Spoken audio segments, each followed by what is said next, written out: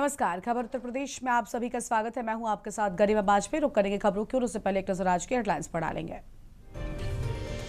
CM Yogi करेंगे India bio energy and tech expo का शुभारंभ। ग्रेटर नोएडा में 11 से 13 अगस्त तक होगा आयोजन। नोएडा में जल भराव से राहत के लिए 3 जगह बनेंगे सैंपल। नालों की सफाई में लापरवाही पर 1 लाख का जुर्माना। सफाई में लापरवाही पर ठेकेदार पर 1 लाख का जुर्माना। यूपी में 5 एक्सप्रेसवे का होगा विस्तार। खरीदी जाएगी जमीन। लिस्ट में आगरा, लखनऊ और गंगा एक्सप्रेसवे भी शामिल।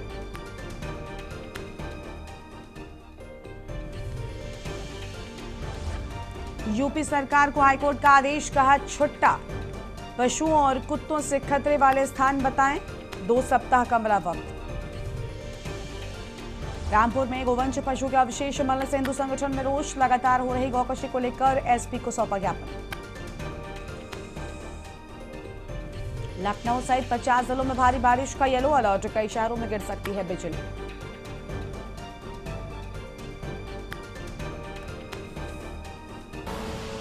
आप देख रहे हैं के न्यूज, खबरों का सारथी। रुक करेंगे खबरों की ओर। बुलंदशहर से बड़ी जानकारी आपको हम बताते हैं, जहां पर मनोहर टी शॉप पर एफडीए का छापा। गुलावटी में मनोहर टी शॉप पर एफडीए का छापा। कथित तौर पर नशीली चाय बेचने की शिकायत पर छापेमारी। एफडीए की टीम ने लिया चाय का सैंपल। गुलावटी में मनोहर चाय शॉप का पूरा मामला सामने आया है। बड़ी जानकारी आपको हम बता रहे हैं, जहां टीम की छापेमारी से मचा हड़कंप। अहम खबर आपको हम बता दें,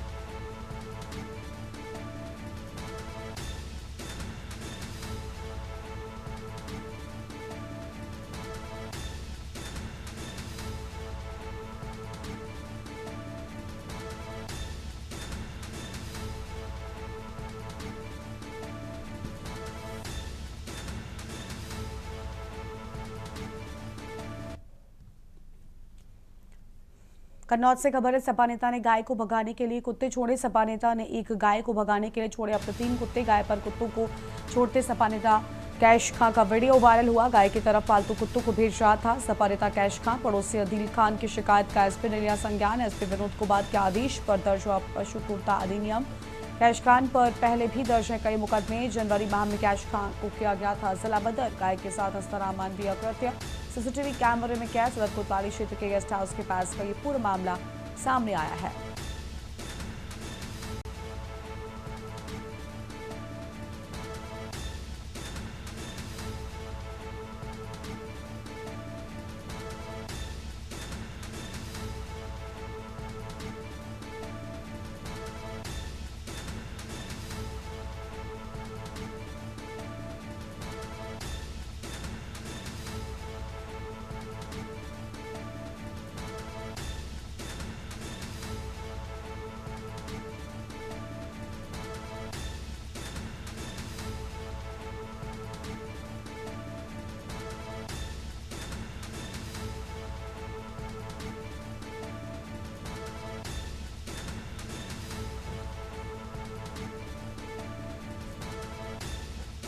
सपा नेता ने गाय को भगाने के लिए छोड़े अपने 3 पालतू कुत्ते। बड़ी खबर आपको हम बता रहे हैं। तस्वीरें भी सामने आई हैं। पूरे मामले में अब जांच बिठा दी गई है।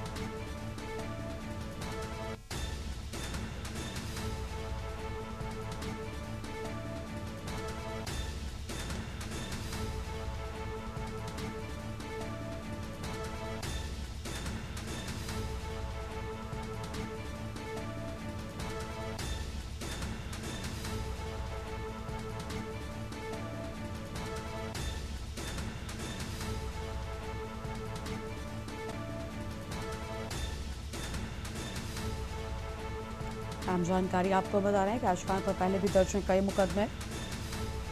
पूरे मामले में जांच उठाए जाने की बात सामने आई है।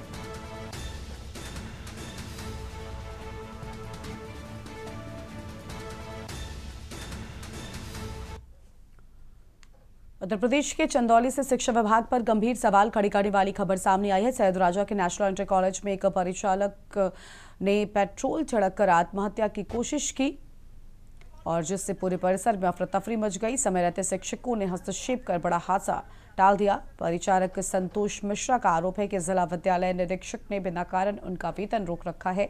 उन्होंने ये भी आरोप लगाया कि चेकिंग के दौरान देरी होने पर पैसे की मांग की जाती है। बताया जा रहा है कि 2 बाबुओं और 2 परिचारकों का 2 महीने का वेतन भी लंबित है। अगर ये आरोप सही है तो ये केवल वेतन विवाद नहीं बल्कि शिक्षा व्यवस्था में जवाबदेही का भी गंभीर प्रश्न है। आखिर एक कर्मचारी को इतना बड़ा कदम उठाने की नौबत क्यों आई और इन आरोपों की सच्चाई क्या है?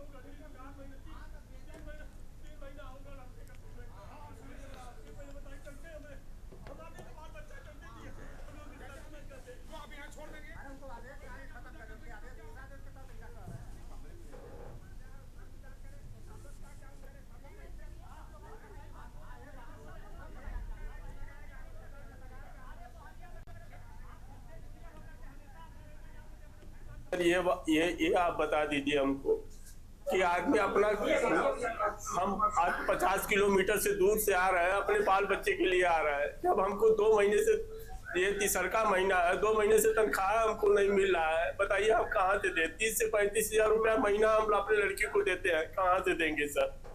कहाँ से देंगे? और जो हमारा कोर्ट के आदेश है और साफ साफ लिखा भी है, तो आपको बिना कोर्ट के आदेश के आपको कौन अधिकार दे दिया सर कि कोर्ट के आदेश को आप रोक दीजिए? और अगर ठीक है आप रोक भी देते हैं, रोक दे तो कुछ कारण भी बताएंगे कि ऐसे ही रोक देंगे? चलिए हम देखते हैं, चलिए हम देखते हैं, चलिए हम देखते हैं, बस यही कर रहे हैं। इसके पहले आप वेतन पा रहे हैं? हाँ, महीने से पा रहे हैं। कितने साल से? आज 32 साल हो गया। कानपुर देहात में भाजपा युवा मोर्चा के प्रदेश अध्यक्ष रोहित मिश्रा का जोरदार स्वागत देखने को मिला है। जिले के युवा कार्यकर्ताओं ने बुलडोजर से पुष्प वर्षा कर उनका अभिनंदन किया, जो कार्यक्रम का आकर्षण बना और हजारों की संख्या में मौजूद कार्यकर्ताओं के बीच संगठन को मजबूत करने और युवाओं की भूमिका पर विशेष जोर दिया गया। प्रदेश अध्यक्ष ने जिलाध्यक्ष परवेज लाठियार के आवास पर कार्यकर्ताओं के साथ रात्रि भोज भी किया।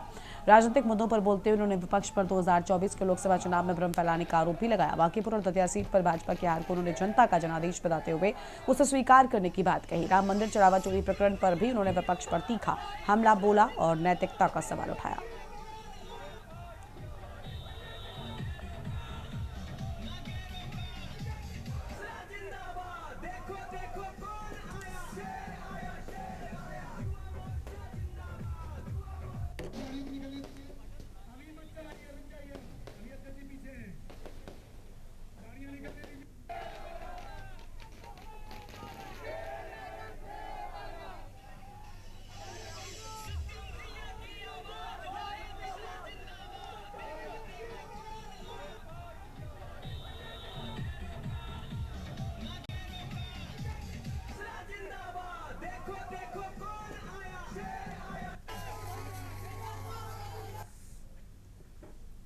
अलीगढ़ के गांधी पार्क थाना क्षेत्र के मुकुंदनगर में संदिग्ध परिस्थितियों में गोली लगने से एक युवक घायल हो गया। घायल युवक को इलाज के लिए जिला अस्पताल में भर्ती कराया गया। घायल की मां का आरोप है कि उसके बेटे को उसका दोस्त चिकन खिलाने के बहाने बुलाकर ले गया था और इस दौरान दोस्त युवक की कमर में तमंचा लगा रहा था, तभी अचानक फायर हो गया और गोली युवक के पैर को छूकर निकल गई, जिससे वो घायल हो गया। पुलिस के मुताबिक लोडेड तमंचा कमर पर लगाकर भागते समय अचानक फायर हुआ।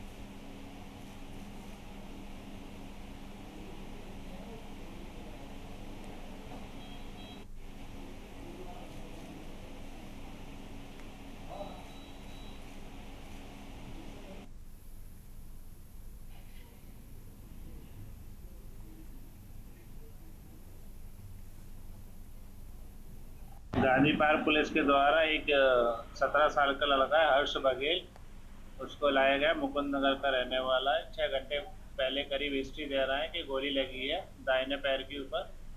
तो उसका प्राथमिक उपचार कराए और फिर कानूनी कार्रवाई पूरी करके एक्सपर्ट ओपिनियन के लिए मेडिकल कॉलेज के लिए भेजा गया है और उसके कपड़े और नमूना मोहर सील करके FSL लैब आगरा के लिए भेजा है। डॉक्टर कासिम। ये तो लाइब्रेरी में पढ़ रहा था, तो पढ़ने के बाद बोला कि मम्मी मैंने फ़ोन किया इसको कि बेटा तू क्या कर रहा है? कि मम्मी मैं 2-3 घंटे पढ़ चुका हूँ, अब मैं थोड़ा टहल रहा हूँ नीचे, थोड़ी भूख सी भी लगी है। तो तब तक फिर ये टहलता होता है, मेरा फ़ोन कटा, ये टहलता होता है, बोला कि मेरा दोस्त आया है और वो कह रहा है कि क्या कर रहा है तू? कि कुछ नहीं कर रहा मैं। उसने बताया नहीं कि मैं लाइब्रेरी में हूँ, उसने ऐसे ही बोल दिया कुछ नहीं कर रहा हूँ। तो बोला कि आजा तुझे चिकन खिलाता हूँ। कि कहाँ ले जाएगा? चिकन मैं नहीं खा रहा। कि नहीं चिकन खिलाता हूँ मैं, तू चल। तो ले गया इसको चिकन के बहाने से। और इसके घर में फैमिली मैटर, इसके मौसी का घर है या मम्मी का है, कुछ जेवरात कुछ खो गया था, तो इनके फैमिली मैटर लड़ाई चल रही थी, तो ले गया है। फिर वो बोला है कि यार एक आदमी आता है, फिर उसके गले में हाथ डाल के बोलता है बोले अब तू क्या कहेगा, बोले अब तू क्या कहेगा। थाना गांधी पार्क डोरी नगर से फायरिंग की सूचना प्राप्त हुई। उक्त सूचना का तत्काल स्थानीय पुलिस ने संज्ञान लिया तथा फील्ड यूनिट को बुलाया गया, जिनके द्वारा 7 संकलित किए गए हैं। 2 व्यक्तियों को पुलिस द्वारा हिरासत में लेकर उनसे पूछताछ की जा रही है एवं वादी की तहरीर के आधार पर सुसंगत धारा में अभियोग पंजीकृत किया गया है। अन्य आवश्यक विधिक कार्रवाई प्रचलित है। मौके पर शांति व्यवस्था कायम है। बदायूं के दातागंज कोतवाली क्षेत्र के गांव बेनी नगला में शराब पीने के बाद एक युवक पर उत्पात मचाने का आरोप लगा है। विरोध करने पर 2 पक्षों के बीच मारपीट हो गई, जिसके बाद फायरिंग की घटना सामने आई और फायरिंग में गोली लगने से 18 वर्षीय युवती रीना पुत्री सुखपाल घायल हो गई, जिसे इलाज के लिए दातागंज CHC में भर्ती कराया गया है। मामले में घायल युवती के पिता सुखपाल की तहरीर के आधार पर पुलिस ने नन्हे और जगपाल के खिलाफ मुकदमा दर्ज किया है। पुलिस के मुताबिक जगपाल को तमंचे के साथ गिरफ्तार कर लिया गया है, जबकि रन्ने की तलाश जारी है। पुलिस इस पूरे मामले की जांच कर आगे की कार्रवाई में जुट गई है।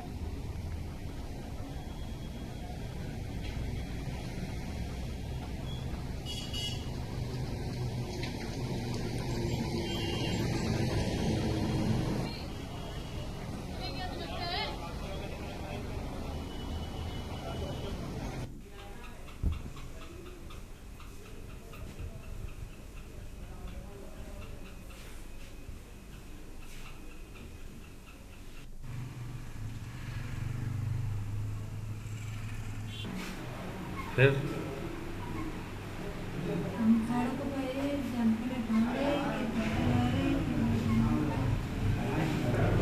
जैसे गोली किस व्यक्ति ने मारी थी? गोली जिसने मारी उस व्यक्ति का क्या नाम है? उस लड़के का जिसने गोली मारी उसका क्या नाम है? लड़के का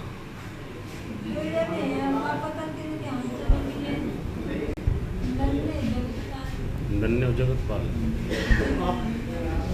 आपकी गोली क्यों मारी? कि आपसे कोई रंजिश है क्या?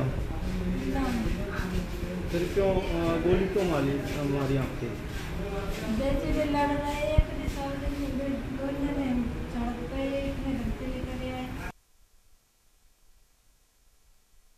मऊ जिले के थाना दक्षिण टोला क्षेत्र के मिर्जा हाजीपुर इलाके से पुलिस की दबंगई और कानून को अपने हाथ में लेने का एक हैरान करने वाला मामला सामने आया है। बाइक और स्कूटी की टक्कर में एक महिला के घायल होने के बाद मौके पर पहुंची पुलिस ने कानून के रक्षक की भूमिका भूलकर खुद ही जज और फैसला सुनाने वाले की भूमिका निभा ली। पुलिसकर्मी ने सरेआम बीच सड़क पर बाइक सवार युवक की जमकर पिटाई कर दी, जिसका वीडियो सोशल मीडिया पर तेजी से वायरल हो रहा है।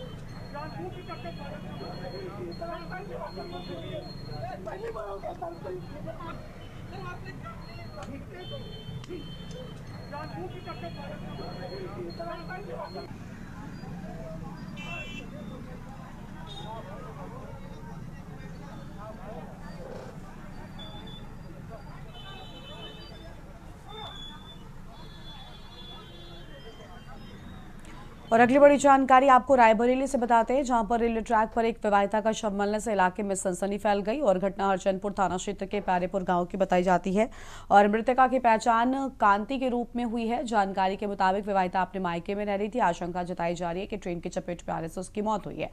हालांकि मौत के कारणों का अभी तक स्पष्ट खुलासा नहीं हो सका है। सूचना मिलते ही पुलिस मौके पर पहुंची, शव को कब्जे में लेकर जांच शुरू कर दी। पुलिस मामले की जांच पड़ताल कर रही है।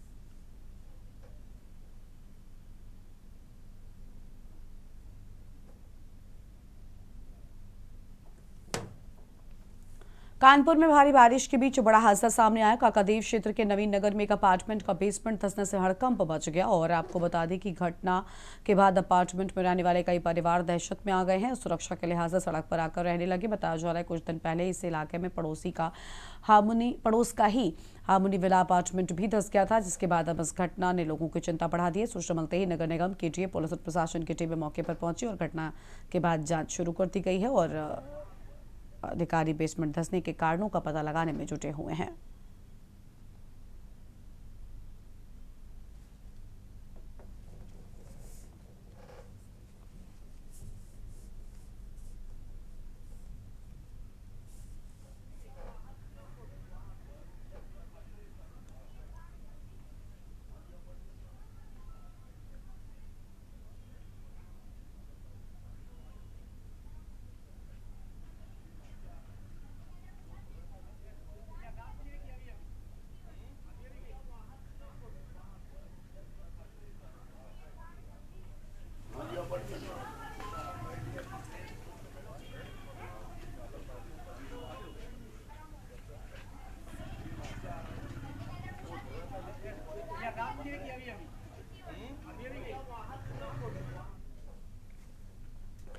आगरा के दीवानी न्यायालय परिसर में पारिवारिक विवाद को लेकर जमकर हंगामा हो गया और आरोप है कि पत्नी, सास और साले ने युवक के साथ कोर्ट परिसर में लात घूंसों से मारपीट की और घटना के बाद मौके पर अफरा तफरी मच गई।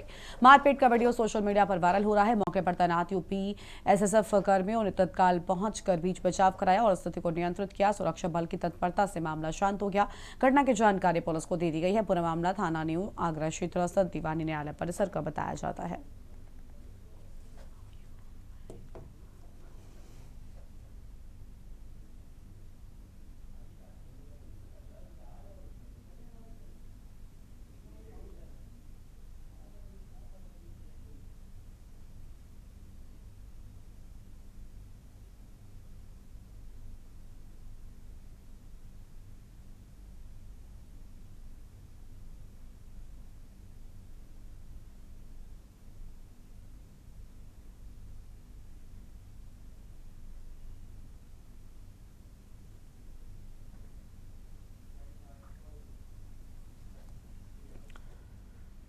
और खाटू श्याम के श्रद्धालुओं के लिए बड़ी खुशखबरी है। रेलवे ने प्रयागराज से खाटू श्याम धाम के लिए साप्ताहिक स्पेशल ट्रेन चलाने का फैसला लिया है।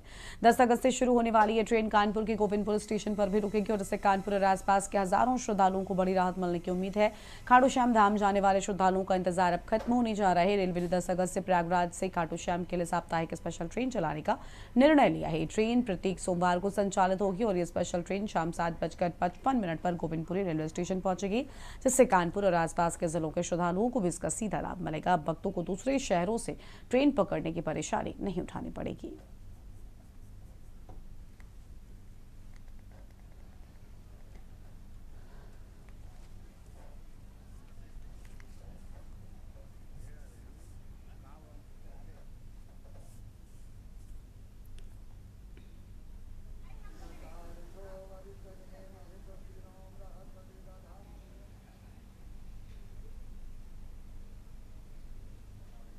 उत्तर मध्य रेलवे के द्वारा प्रयागराज से सीकर के लिए वीकली ट्रेन चलाई जा रही है। मोस्टली ये सावन के महीने में चलाई जाएगी, ताकि इस रूट पर जो है ये ट्रेन प्रयागराज से चल के गोविंदपुरी होते हुए फफूंद, इटावा और आगरा कैंट से बालाजी होते हुए सीकर तक जाएगी। इसमें 2 तीर्थ स्थान पड़ते हैं, एक खाटू श्याम भी पड़ेगा और मेहंदी बालाजी का एरिया भी पड़ता है, जो इधर के तीर्थ यात्रियों के लिए बहुत अच्छी रहेगी। और सावन का महीना है, फायदेमंद है खाटू श्याम के लिए। हम लोग तो बाबा के भक्त हैं, अनन्य, हर महीने जाते रहते हैं। बड़ी दिक्कत पड़ती थी, बसों से ट्रेनों में सीट नहीं मिलती थी। अब ये जो गोविंदपुरी से रिंगस के लिए ट्रेन चली है बहुत अच्छी है, सब भक्तों को बहुत सुविधा मिलेगी। ज़्यादातर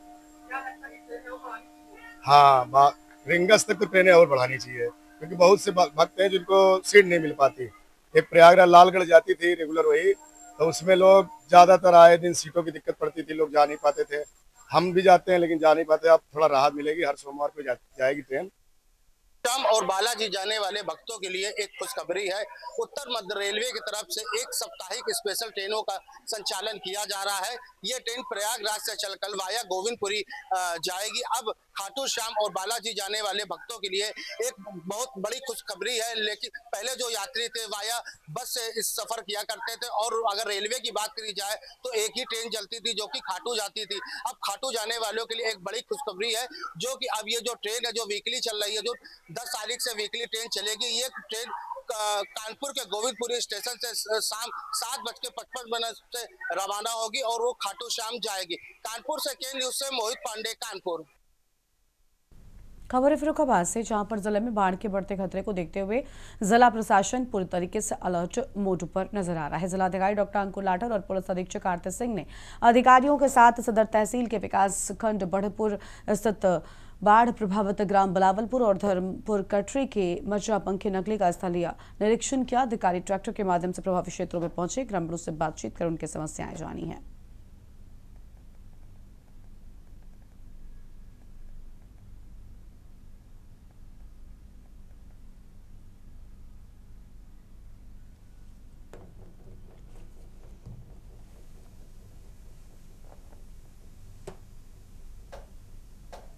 नदी का स्तर क्योंकि चेतावनी के रूप से थोड़ा सा ऊपर चला गया है, लेकिन अभी खतरे की तक नहीं पहुंचा है, लेवल तक नहीं पहुंचा है। बट जो चेतावनी बिंदु से ऊपर गया है पिछले 2 दिनों में, उस कारणवश कुछ गांव में अभी कृषि भूमि पर पानी आ गया है। उसी का आज निरीक्षण किया गया था। अमृतपुर से जहां पर तीसराम की मड़ैया थी, वहां पर भी थोड़ा सा कृषि भूमि में पानी है। हालांकि अभी इन 12 गाँव में आबादी पर तक पानी नहीं गया है, लेकिन इसकी कॉन्टिन्यूस मॉनिटरिंग की जा रही है। हर 2 घंटे में इसका एक फीडबैक लिया जा रहा है और निर्देशित किया गया है कि यदि आबादी तक पहुंचे तो जो हमारे शरणालय हैं, बाढ़ चौकियां हैं, वो पूरी एक्टिवेट होगी। इस बुलेटिन में इतना ही। देखते रहिए के न्यूज़ इंडिया। नमस्कार।